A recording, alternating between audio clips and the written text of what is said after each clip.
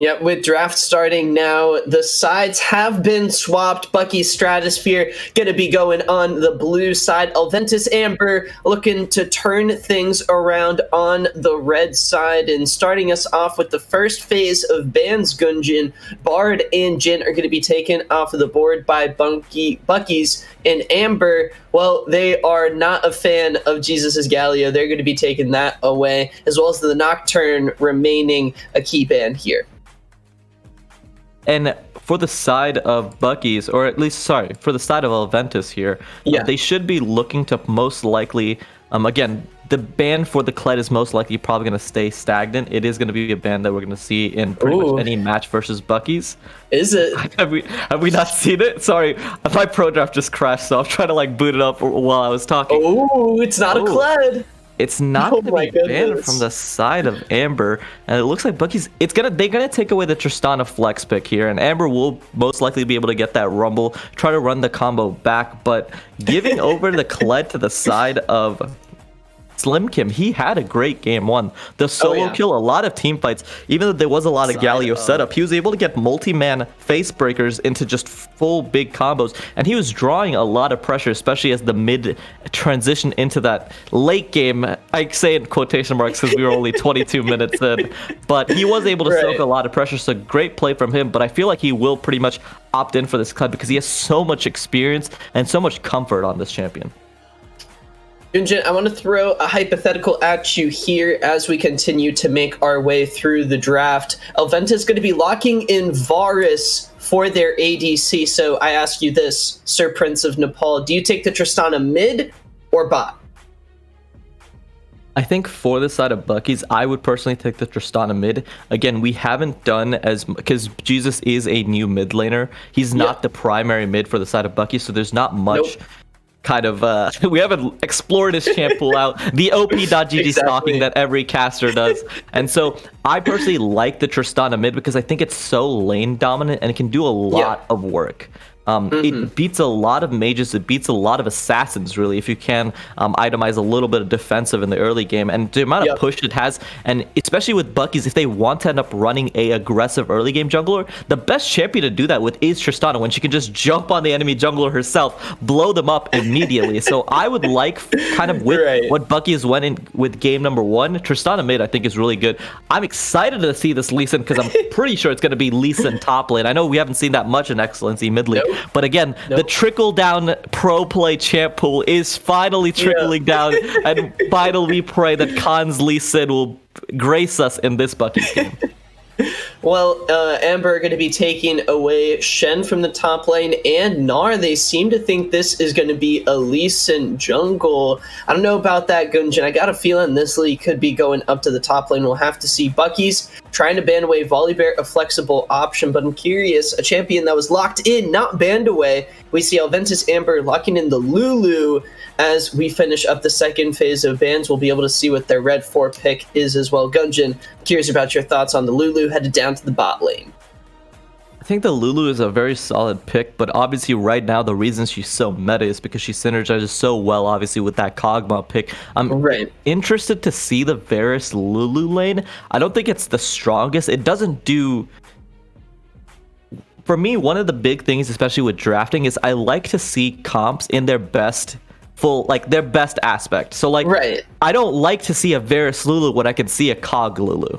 The Varus ultimate obviously provides engage, but for the side of Amber, you should be able to supplement that with other lanes. Like, you don't need to build out full no engage comps and then force your AD carry to play something like a Varus, who he is meta, but is kind of used in sometimes the lethality way, sometimes in the attack speed way, when you kind of have to force the engage. But when you're in first round pick, it's interesting that they actually ended up picking the Varus Lulu bot lane. Yeah, I'm excited. Bucky's is going to play the Kled for Slim Kim, so it is going to be the Lee Sin jungle. I'm surprised because Amber should know that he is a Kled, he's one of the best Kled players we have in Amber.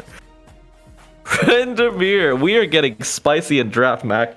Hot takes for the pre-show, hot picks for the show match in week number 2. Slim Kim on the Kled, Chief on the Trindamere. Amber was right on the money. It was, in fact, Lee Sin going into the jungle. XLNC Zeno subscribing for 36 months. Jeez. Thank you so much. That is a pretty nice number. Anyone also want to try working up to that number? Please feel free here at XLNC Esports. You can support us here on Twitch or our Patreon. We got a lot of awesome Twitter content as well. The memes are real, as well as you get updates on everything, all the crazy and fun events that we have going on here. But getting back a little bit into the draft, Bucky's Stratosphere up 1 game in this Block 3 series. Get your predictions locked in now, as the champions are going to be locked in the client. We see Lux in the mid lane, Gunjan, going to be going up against Syndra. And funny enough, Bucky's going up against the Lux last week when they faced up against Frosty from CB Rush.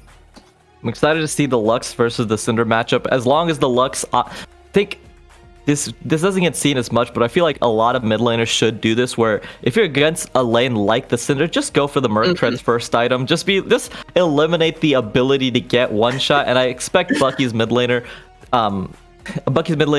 I believe Jesus, to do that in this matchup. Again, Lux has seen buffs in this current patch 11.10 with the buffs to her E. I believe there's a break point that she hits around level 7 or 8 where she's able to pretty much clear casters. So the wave clear has been buffed. She will be just kind of that standard mid lane mage that's going to be able to look for picks, look for the wave clear. For the side of Amber, I'm interested to see, because we are going to be seeing the Tryndamere versus the Kled matchup. This is comfort for both of these guys. These are what they're kind of known on, and this is highlighted in our op.gg stocking box that we always make for you guys, where this is like a highlighted pick. Like, this guy is a Tryndamere player. So I'm excited to see for the side of Bucky's with Slim Kim on his Kled pick, and then for Chief on that Tryndamere pick, to see how this matchup goes, because it's not a matchup we usually see. I would expect Tryndamere to have the advantage just because he is such a solo lane and side lane threat and really good in that 1v1 potential. But in terms of the draft in itself, I do prefer the side of Bucky's, because I feel like, and again, I say this a lot, the coherency of Amber's draft is kind of all over the place. You're picking the Rumble, Syndra, Varus, Lulu, which is a good 4-man comp, but the Varus Lulu pick in terms of laning doesn't do much to disrupt what this Tristana and Seraphine are going to do. Obviously, you can go for the Varus moves, but you're kind of giving the Seraphine time to become the most the strongest enchanter support in the game. And so usually you try to punish the Seraphine pick early, but this Varus Lulu comp probably just goes to try to go even. The Rumble in the jungle, I think, is exciting to see, because we did see Rumble in the mid lane for Amber, and it is going to be an interesting matchup versus the Lee Sin. But I feel like Lee Sin and what Bucky's has shown in the early game, I'm scared that Amber will again get pushed in the early game and just have Bucky's run away with it. And their comp doesn't do much besides hoping that Tryndamere becomes such a big side lane threat that he's just soaking all of the pressure of the Kled and Lee Sin. I do want to point out that even though Amber's composition a little on the more interesting side of things, a little bit on the spicier side, that pepper's been filled up pretty darn well in this draft. It is a different look, though, at this team compared to game number 1, kind of, as you pointed out, a lot less engaged from them. So maybe we saw them be really aggressive in the early game and kind of lose control of things pretty quickly. Now they're going to be trying to slide back into some comfort. So who are you going to be looking at from the side of Elventus, Gunjan, to really step up here on this kind of difference of styles here for game 2?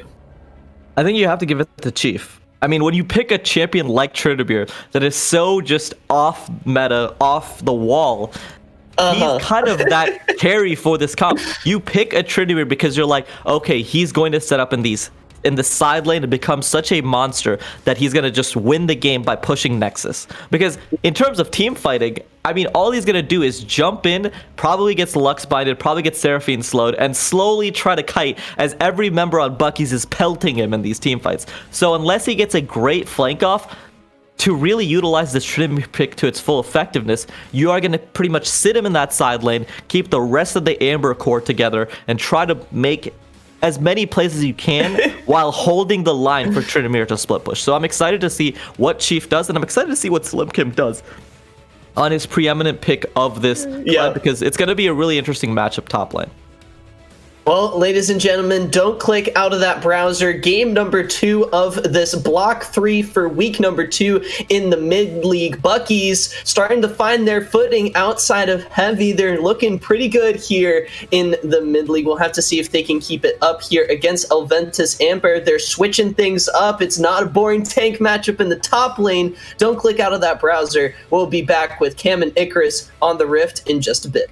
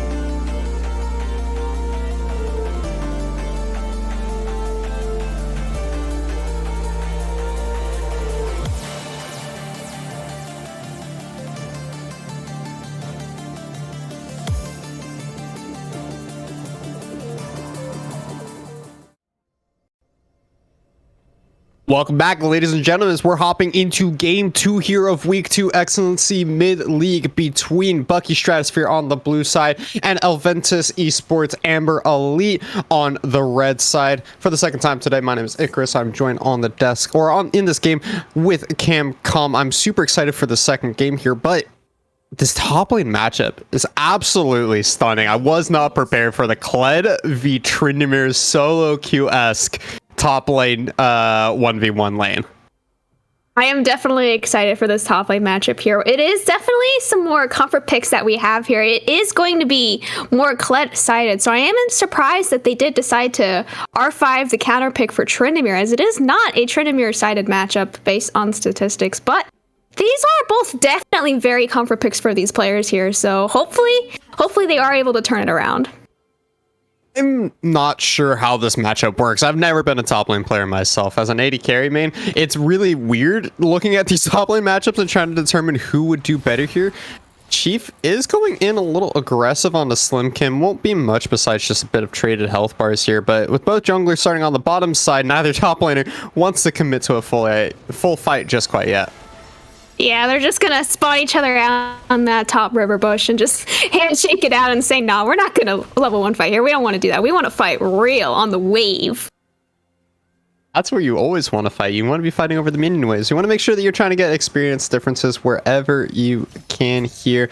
I'm curious to see, we saw the rumble in the jungle we saw the rumble in the mid lane. Now we get to see the rumble in the jungle. This is the kind of flex pick that we do want to be seeing if you're willing to lock in this champion so early. But if there's one thing that Gungeon talked about on the analyst desk both before this game and going into this one is the dry rumble ults and just not having any kind of follow-up. I'm really concerned here when it comes to the jungle for Elventus Gaming, just because they don't have any way for NIL to follow up with an equalizer. Almost all of his ganks are going to have to be an equalizer from out of the fog of war into these lanes to try and influence kind of just blindly the team fights that are happening.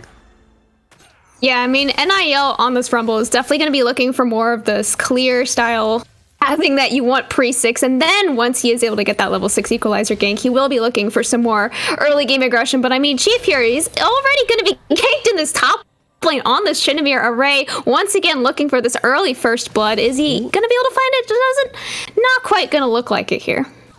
Yeah, since direct to camera took us away from the top lane, I don't think that he landed the Sonic right there. So Array's gonna just walk away from that one. Great pressure on the top side of the map. It's important to note that there's also no flash available for Chief. Sometimes you see champions who have really low cooldown gap closers, such as Tryndamere with his whirl. Not decide to take the flash. Shaco is typically another jungler or another champion that you see not take flash too often because of his deception.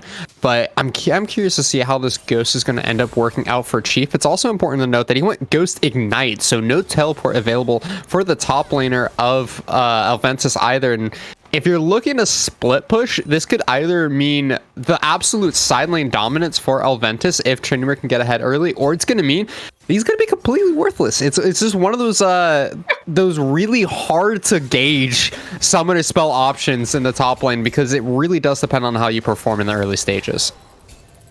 Yeah, I mean, there is really only one teleport available in this game. That is on Slim Kim. Everyone else in these solo lanes did opt to take other summoner spells. Array actually flashing forward, trying to hit that. Lee Kun is not going to find it, even with the flash trying to get there early in time. Chief, not allowed to walk up to the wave, though, with this Lee Sin standing by. Okay, Array, I see you trying to really make that top lane gank happen there, but unfortunately it's just not going to work. Now he's down his flash. He spent so much time on this top side as well that I would love to see NIL try and come in exactly like he is right now and steal away those raptor camps. When you show up on the top side of the map, it does mean that you are guaranteeing that you cannot be somewhere else on the map. However, we will see a bit of a rumble in the jungle here. Oh no, Rumble's trying to sneak away these chickens from Array, and he is trying to run away here, as I'm not sure he does win this early 1v1, and he is able to walk away from those chickens. I was really hoping Array would continue forward there. No flash, though. He decides not to opt for the full committal, and I will walk away with the big chicken for himself, and most of the small ones. But so far, we have not seen a successful gank from Array, despite how much he is trying to look for a lane to gank here. He has fallen down behind an EXP for his efforts, and this kind of is the duality of the early game junglers that like to go for ganks. We saw last game that it worked really, really well for them. Array was able to come to mid lane, he finds himself a kill, and then he finds himself a triple in later team fights and just takes over the game. But when you're playing somebody like the Lee Sin, who isn't as fast as farming as the Rumble and can't consistently keep up with the camp rotations, which has been so meta for the jungle role, it does mean that you fall behind in level. You're going to fall behind in gold, especially as well, because he's just not finding the successful games, the ganks this time around, and instead he's just falling behind on how quickly he can clear his camps. Yeah, and then in the spot lane here, Balthasar, he didn't have to force give away his champion over to Macro Beast. He is not on the Tristana anymore, but I mean, in the top lane, no. Right, we're gonna have a little bit of a scuffle, and it doesn't look like it's gonna turn into anything. Just back and forths across the board.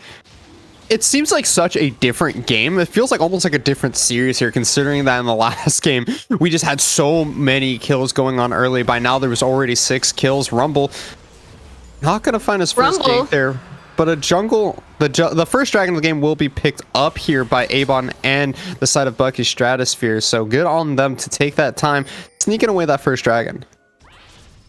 Yeah, that was definitely a little bit of a sneaky dragon take from Bucky's, already getting back into their early lead that they did find last game. And if they are able to continue finding these sneaky picks like that nice double bind from Jesus in this mid lane. Oh, the flash, not gonna find any damage on the Syndra for that first blood there. But NIL, he's looking for this tower dive in this top lane here. Slim Kim has no idea that there is a Rumble standing right behind him, but Rumble is still level 5. He doesn't have this equalizer available. He is gonna try to take a few tower shots, but one too many. That's gonna be the first blood going over to Slim Kim here, and he is ulting forward, trying to find the second kill onto Chief here. No ult available for him. That's gonna be his double kill going over to Slim Kim on this Kled.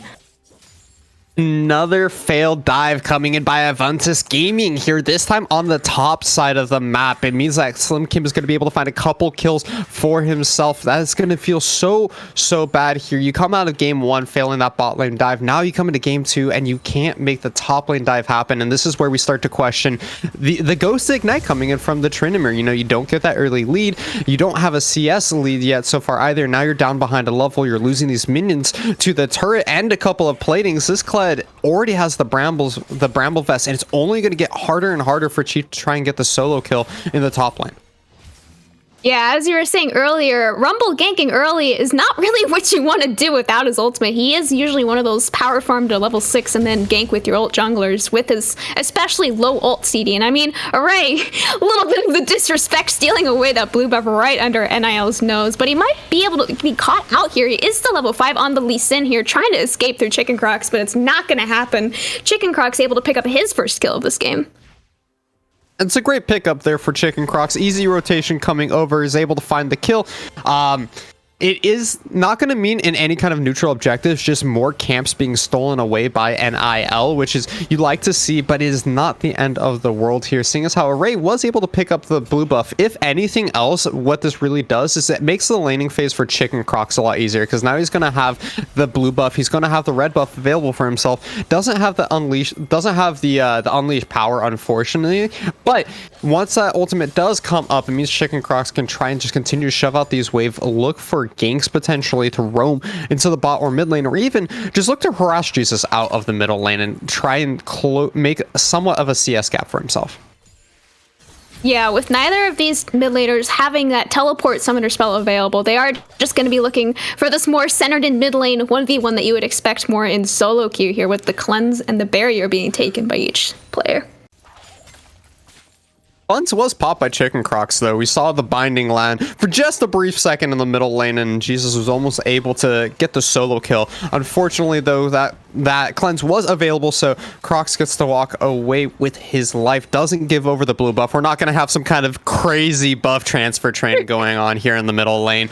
A little bit of engage on top side for Kled. Should just be more health bars traded, but this game is going so much slower than the first one, and I really got to take a second to sit back and say, you know, I think that this slower game pace definitely favors Elventus, seeing as how they want to be aiming for more of a 1-4 split push, and that just takes time for Chief to come online and for Rumble to hit a point where he's able to deter more enemies with the equalizer than they're willing to full commit. Yeah, and I mean, we did see that Rumble gank in the top lane there. He didn't use his equalizer to try and secure the kill with that slow and the damage, but he was able to just secure some pressure there as Lee Sin is looking for some pressure bot side as well. It feels like we just haven't seen the same level of aggression coming out from Ray. Ooh, flash! Oh, never mind. We've got a flash forward from Macro Beast as well as the Seraphine ult from Evan, but it's not going to find its target on the Balthasar, using his flash to escape from that one. Quick attempt at another gank here from Array, and yet another failed attempt from the Lee Sin. We see him time and time again trying to make these ganks happen, and while we do have 2 kills already in favor for Bucky Stratosphere, it just feels like this. It feels like that was more that those kills were both from the failed gank on the top side, and it feels like this Lee Sin pick that wants to be trying to find an early lead, that wants to be trying to play super aggressive, isn't working out the same way that the Xin Zhao did. And I'm curious why Bucky Stratosphere didn't attempt to even flex that pick into the top lane or flex it into the mid lane either. We do see a stack coming in from the wall. Oh no, they did spawn out that stack with the nice ward hop from Array there. Jesus being able to pick up that kill with the nice snipe from Final Spark, but NIL is able to walk away from that push stack with his life.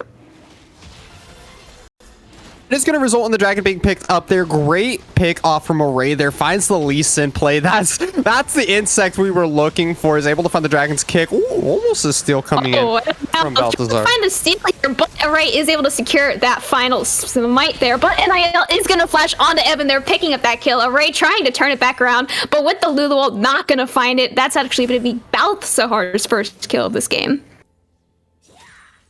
It's going to be Balthazar's first kill of the game, but the dragon still goes over to Bucky Stratosphere. And second game here, we see them once again starting off with 2 early Drakes. Fortunately for Elventus, it is only going to be a win soul this game, so not the biggest of dragon souls to be aiming for. It's not going to mean the end of the world if they aren't able to contest the next dragon, or if even the first dragon of the entire dragon soul goes over to Bucky Stratosphere without any contestation. It still really just comes down to how are they going to be able to find the gold leads that they need to. And so far, despite the fact that the kills are 3-3 apiece here, despite the fact that 2 dragons have gone over to Bucky Stratosphere, we're seeing a gold lead coming out from Elventus Gaming Amber Elite. And I think a lot of that is just coming down to the fact that, just like last game, a lot of it's coming from the carries just farming so darn well this game, and on top of NIL this game as well, finding so many more camps for himself and just able to be around the map,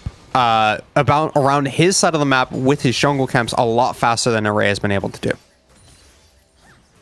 Yeah, with this Cloud Soul, as you were saying, it's not going to be nearly as impactful as that Infernal Soul was last game. So we are probably still going to be seeing quite a few dragon fights over these next 2 and potentially 3 if Elventus is able to use this gold lead that they have acquired in this early game here, with hopefully being able to take some dragons with it as well. I can only hope that they're going to be able to pick up some dragons. Game's a lot slower. Game's going much more for what Elventus wants to be doing this time around, because after that last game, I'm convinced that they just like to farm up as much as they can throughout the early stages and then group around for objectives. And I think last game we saw them get punished because they fell behind early. This time around, though, they do have the 1,000 gold lead, as I mentioned, and I'm curious to see, once this next dragon spawns onto the map in about 2.5 minutes, are they going to be willing to contest this one? I think that they actually should be able to make that fight happen. LX Chief does have the Ghost and Ignite available for himself, and if he's able to either pick off Slim Kim or make his way down into the bottom lane early, they could try and set up a full 5-man turn, blow this game wide open, because I just don't feel like Array is going to have the necessary pressure in this upcoming fight to be able to make the pick that he needs.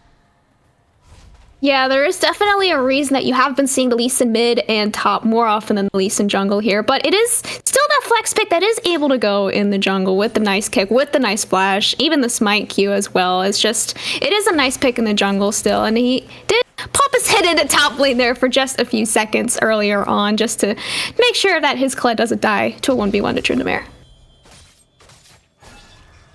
It's important to keep in mind that the ward coverage is also favoring this next dragon that I was talking about for Elventus Gaming. Look at the amount of ward coverage that they have in the river. The pink ward finally being seen out by Ebon, but we do have a dive topside.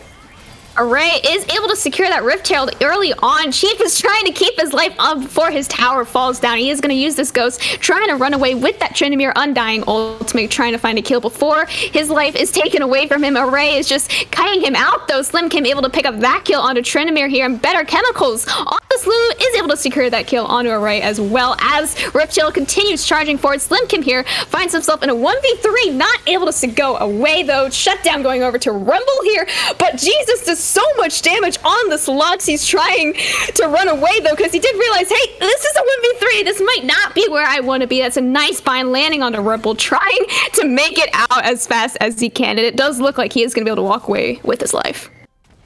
So funny to see both of these teams make a huge play towards the top side of the map with only a minute 30 left on the Dragon. Now we're looking at 45. Okay. Balthazar? It's okay, I appreciate it. Oh my goodness, the flash forward from Macrobeast just to assert dominance and trade flashes. I don't know what I just witnessed out of both of these 80 carries. We have double flashes down for this next dragon that's spawning onto the map. Array's going to be the first jungler that does show up down here. NIL actually nowhere to be found around this dragon pit. He's able to get the recall off, but with dragon spawning in 10 seconds here, already we see Bucky Stratosphere. They have the early priority here. They're going to be able to clear out all that ward coverage I was trying to talk about in the river just a second ago, which means now that's going to be the Dragon Soul in priority for Bucky's. You don't have a teleport on your Tryndamere either, and he's just sitting top side of the map. It looks like Elventus is just deciding to give this one up. It's not the end of the world, like I mentioned, because it is a Windrake, but you can't just be giving over these early tempo plays so quickly unless you know that you're going to be getting something else out of it, and for that they're going to be getting the top lane outer turret, which I suppose is a fair trade when you have Chief as a split push win condition, but Windrake in particular makes split pushing so much harder. Yeah, and it does look like we are going to have another flash forward from Array in the spot lane here, but it's a nice little ult trying to take as much time away as from Balzahar's depth as he can, and that's just going to be the equalizer absolutely destroying Macrobeast. There is no shot to escape from that much damage from Array, but Array still has the kick available. Balthazar is not going to die that easily, though, with a few more auto attacks, is able to secure that kill onto Lee Sin, looking to take this outer tier 1 tower. It's going to be a big play here coming in from Elventus. They're finally able to find themselves, from Elventus. They're finally going to be able to find themselves a couple of kills here, and they're slowly creating that. They're once again slowly creating that gold difference here, and this time it's through champion picks. They finally get the turnaround play on what was started by Bucky's, whereas it feels like most of the time we see it being the other way around here. That's how we've had first blood in both games so far, and now I'm happy to see that we finally have a lead here for Elventus. Marius is going to be donated the red buff, even though he is going that lethality build, so he's going to be looking to just poke out Macro, Jesus, and Ebon whenever they're grouped up as 5 here. Array. Zara caught out a little bit here from Array, but Array realizes, hey, no, maybe this is a 1v3 situation that I don't want to be in. That's NIL going to be able to pick up another kill on this Rumble. The binding. Oh no, NIL is caught out by that Lux binding with the Tristana ult. Is it able to do enough damage? It doesn't look like it will. There's so many picks going on across the board here, and I keep coming back to it, but Array was not able to find the early lane ganks that he needed to in order to get himself ahead, and that's the downfall of jungle Lee Sin, is once you start falling behind, it is so hard to be an impactful champion. We've heard the memes before that you just kind of turn into an ult bot. You have to look for those insect plays, or else you're not going to be able to make anything happen in these mid-game team fights. He's 2 levels down on NIL. He's not been able to find any kills for himself, and it just feels like this game, Elventus came into this one much more mentally prepared for the early ganking playstyle that Array normally brings, and this time they're not allowing him to make these picks that he wants so badly. Oh my gosh, that's so much damage from Balthazar. That's a little bit of a snipe with his ultimate, but Evan just about able to secure is getting out with his life.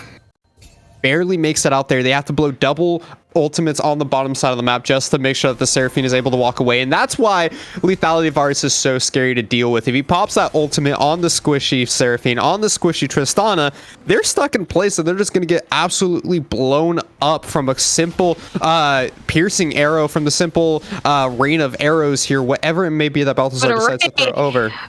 Array is looking for this 1v1 against Chief, and this top lane is just gonna kick him away with this ultimate up. And Chicken Crocs, actually looking for the stun, is able to land it, but not enough damage for the follow-up.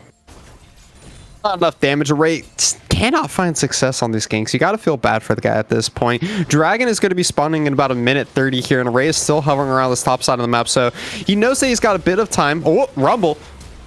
Rumble finds a kill onto Jesus, potentially in this mid lane here. It's a nice stun from Chicken Crocs, able to secure that kill. Unfortunately, Evan just arrived a little bit too late on the Seraphine. Smidge too late here, and a kill picked up just before this dragon is spawning here. Array, I don't think that's where you want to be. He just about makes out with his life with probably 1 HP there. Oh, but the Equalizer picks up the long shot kill there. The downtown Equalizer is able to wrap up the kill there for Elventus Gaming. Now with the jungler down and only 55 seconds left on this dragon spawn, it for sure will mean some semblance of river control. Once again, take a look at the ward coverage that Elventus is able to find on this bottom side of the map. There's 4 separate wards, 5 actually, in the enemy jungle. They have every single entrance, every single path, almost every single bush picked up here. And now it's Slim Kim that's trying to go in solo. Slim Kim, that is not where you want to be. That's going to be the Shirelia's pop by Lulu, but it's not going to be enough movement speed. And Slim Kim, that is not where you want to be before a dragon is trying to fight a 1v3 in the bush. And this is where the game starts to get real scary for Bucky. Yes, you were able to pick up the first 3 dragons of the game, but it feels like all those kills that you had going on the Slim Kim at the beginning of this game aren't really doing enough in order to carry them in these mid-game team fights. We haven't seen a whole lot of successful fights coming in from Bucky Stratosphere just yet. And meanwhile, LX Chief is just on the top side of the map. He finally finds that split push dragon for himself. This Drake, though, is going to be going over to Bucky Stratosphere. It looks like Elventus just kind of decided to walk away. They didn't even control the river. There is no contest on this Cloud Soul from Elventus, and they are already finding these picks. So NIL already picked up one for himself. Chicken Crocs trying to find something for himself as well here. Balthazar having to flash away from the Lux binding, though he's able to kill her just in time. Slim Kim trying to do as much damage as he can, trying to find something before his team is taken down around him, and that's going to be the double kill going over to Tryndamere.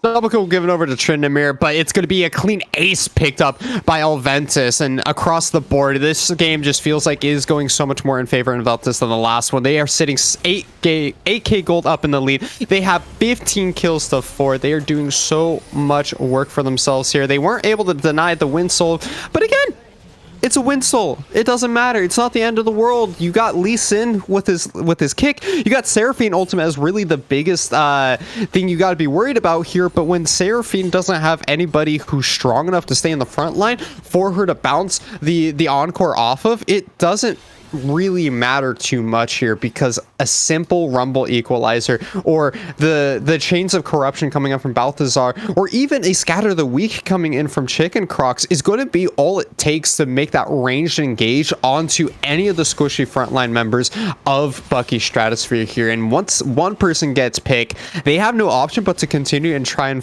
take these fights. And it just, every time we see that happen, they're losing. And we see the biggest punishment of that happen right here, where they give up all 5 members.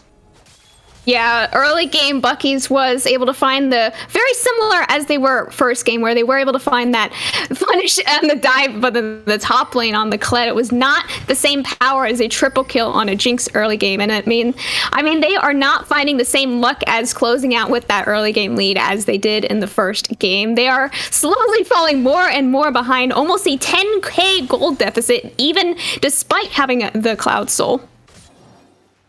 Keep in mind, a lot of these team fights are happening despite the fact that we are not at the super powerful stage in the game yet for Elventus. We have a Kled ult though. We're gonna have an engage in this rumble here. NIL caught out just a little bit, trying to do as much damage with this equalizer in the backline as able to do. Lulu burning ultimate, trying to keep him alive as much as possible. Chicken Cox doing as much damage as he can to the backline. Nice double stun from Cinder. Slim Kim trying to chase down Venom Chemicals on this Lulu here, but NIL is not doing enough damage with this equalizer to the backline. That is going to be a 4 for 0 actually in the favor of Bucky's. Why do I talk? Just to suffer caster curses time and time again here tonight. Just as I say that this game is looking doom and gloom for Bucky Stratosphere, that they have no way of winning these team fights, they find a successful team fight. And this time it is off the back of Slim Kim, who goes in with the ultimate, is able to isolate NIL more than anything else. And from there, Jesus is able to find the biggest pick of the game so far. He finds the binding and full shutdown onto Balthazar. He gets the ultimate combo, and that's going to be 3... count them, 1, 2, 3 shutdowns picked up by Bucky Stratosphere, on top of the fact that they're now able to pick up Baron because they find their one successful team fight at the most vital stage in the game, which is at that 20 to 25 minute mark when that first Baron loads onto the map. That fight is definitely going to change the entire course of this game. They were able to close the gold lead just a little bit with the 5k in their pockets, with all those shutdowns, with the Baron buff as well. Hopefully looking to use this Baron to secure as many towers as they can before it runs out as well. And I think they are going to have the Baron buff for the Elder fight in around 2.5 minutes. That is going to really help them out with some more damage as well.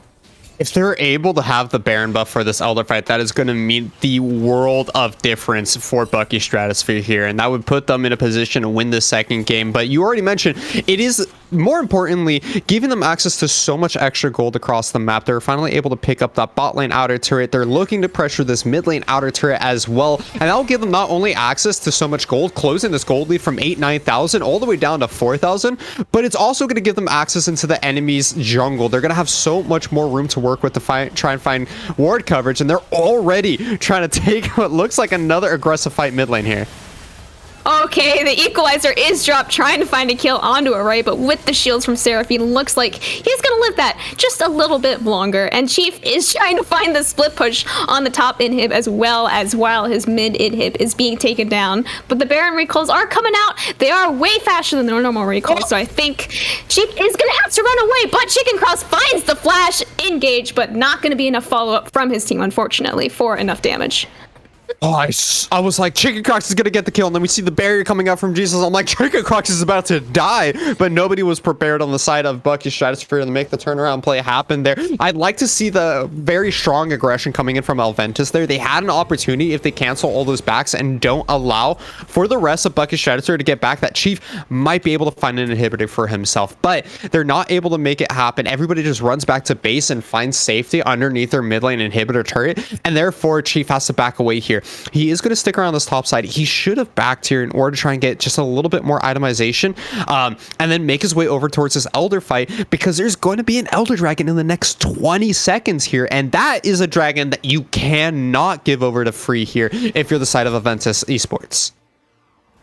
Yeah, definitely. But they do still have this Baron buff just to do a little bit more damage, hopefully. So they are looking once again to have control over this bottom river vision.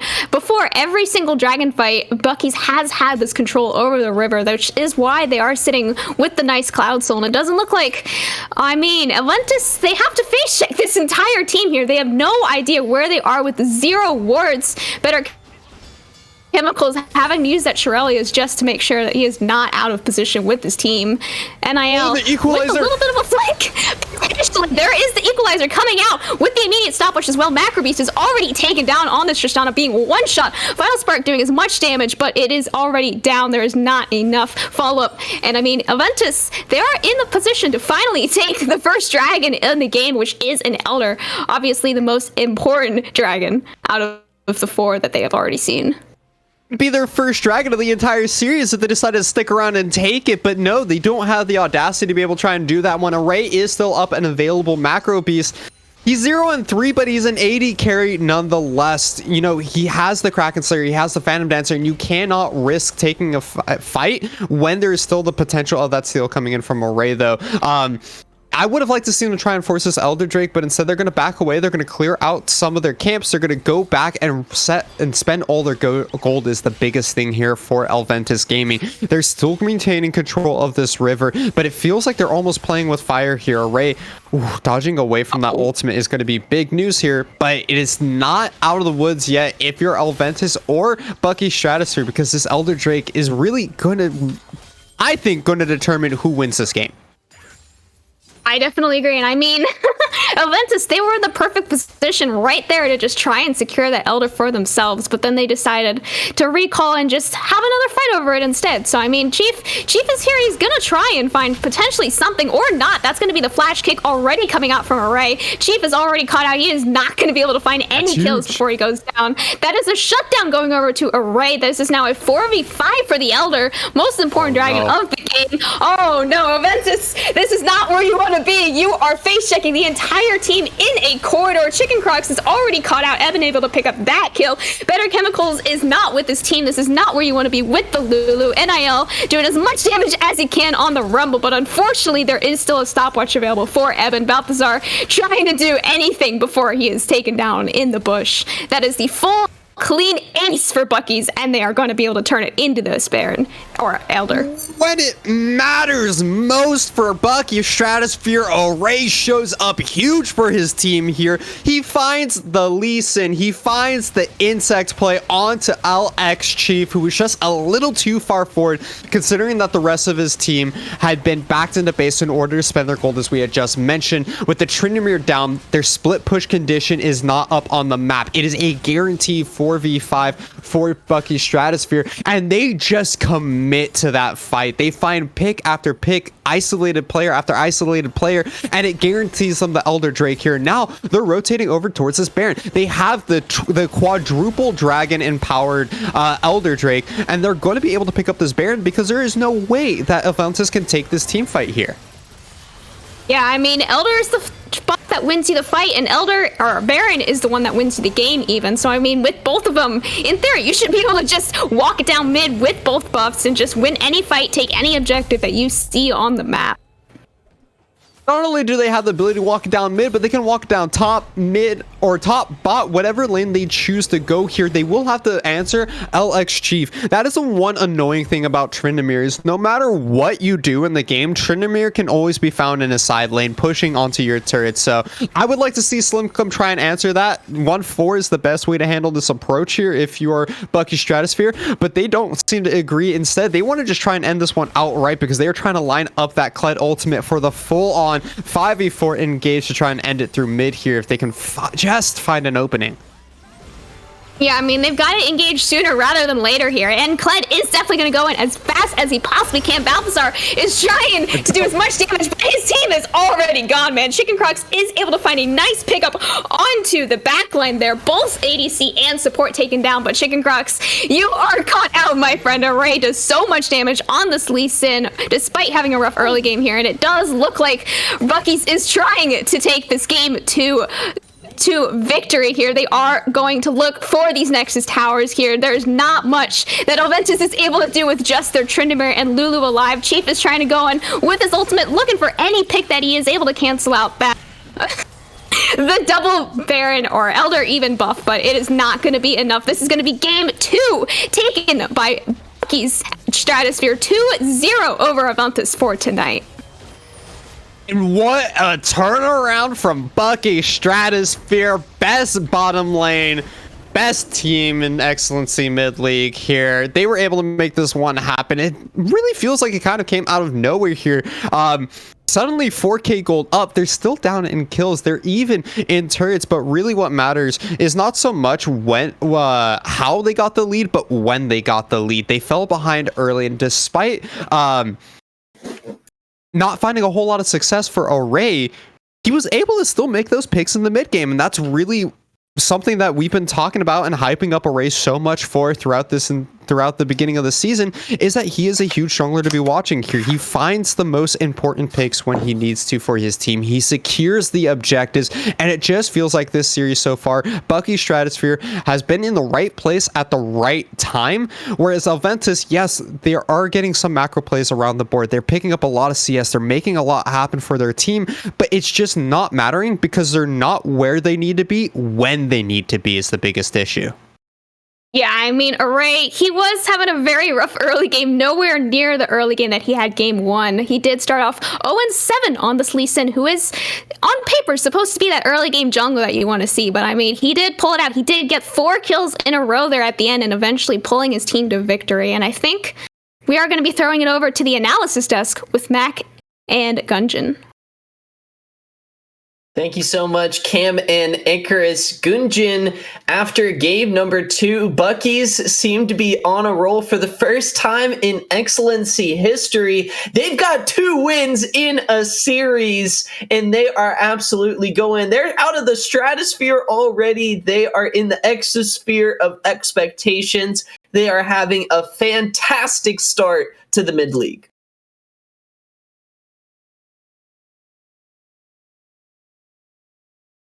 And Gunjan's muted. That'd be the time. Would it even be a mid-league broadcast without all of us being muted? Bucky to the moon, boys. We're making it happen. Bucky Stratosphere, 3 wins already in XLNC mid-league. And what can I say about that win besides I think the coherent draft 1 and giving up every objective in the early game does not lead to winning, apparently. Evidently. I have to call them out on it because Elventus Amber cannot be giving up first 2 dragons, Rift Herald, top lane out. It's just not a good recipe for success. Even if they have good plays in the mid game, you're setting yourself already behind, and you're setting yourself so you're on a timer. Because Bucky's, even though Cloud Soul is not the Infernal Soul, Power Spike, or the Mountain Soul that's so debilitating, Cloud Soul did help that team a lot because you saw in those engages in the mid game, it was just too quick. When they want to set up the split push with Tryndamere, the split push can't happen because the Kled with Cloud Soul is sprinting into your backline, and there is nothing you can do to stop that. And so you can say that, again, it was poor positioning, poor team fighting, but it feels like Elventus Amber is just not aggressive enough, and they're not ready to pull the trigger. And the biggest play that I want to talk about is that Elder fight, the initial Elder fight, where they get the pick on the Tristana, they chunk out every member, including Lux, to 20% health, and then don't do the dragon. It is just a head scratch of a play, and it's one of those situations where they felt like you have to be aggressive, because at that point, the game is in a balance. If you're in a lead and you're like, okay, we're just not going to let this drag get stolen, I understand.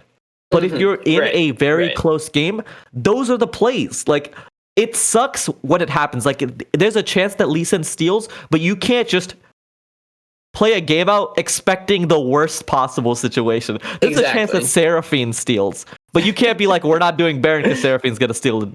It's just... I think they had a very losing mentality as the game went on. The draft was just not coherent. But sorry for my rant, Mac. I will throw it back to you on that one. Well, I kind of just want to think this through because I think you're absolutely right, Gunjan. You even look at outside of that Elder fight, going back all the way when it was time to contest for that Cloud Soul.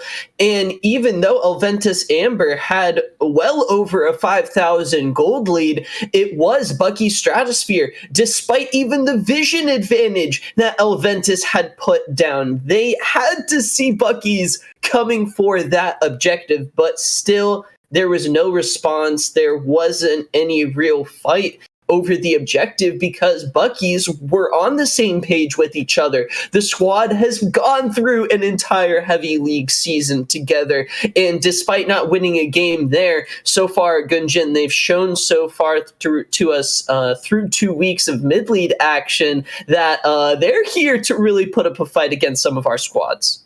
Yeah, definitely. And I'm definitely reconsidering those power rankings that I put out. I'm kind of sad that my number was put out there because I put them as 9th. I think they're very quickly climbing up those charts, just showing that they are playing as a team. That's like the biggest thing that I want to talk about. I think, and that was something you mentioned, Elventus has great vision control. Even when they are ahead, but they're using their gold lead to get and establish great vision control. But in terms of overall team cohesion and like making the plays that really count, the plays that decide games, it feels like either whoever's shot calling or whatever the decision the team is making is just not together and not there at the moment.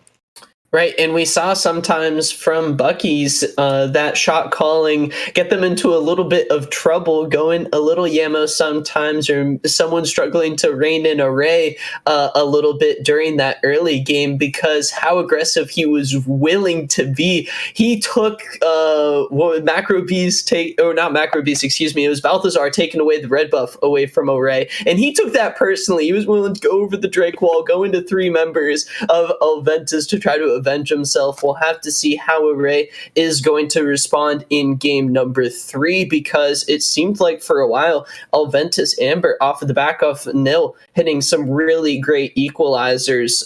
Chief doing a solid job on the Tryndamere, hanging in there a little bit despite losing out in the dive in the early game. It seems like Elventus finally found their footing, but Gunjan, I think you hit the nail on the head. It was the shot calling that really ended up shooting them in the foot when it came down to it in this very close match. We're going to be getting started with draft number 3 for game 3. Gunjan, what are you expecting from both of these teams heading into this one? Amber, they mixed things up in game number 2 compared to game number 1. Meanwhile, Bucky's feels like they've been pretty consistent so far. I think for the side of Elventus Amber, and again, we are in the set of 3 where we are going to be seeing game number 3. You have a chance to experiment, but if you are... Again, all of the games count for the same. Getting that point is just as important as obviously winning the set in itself.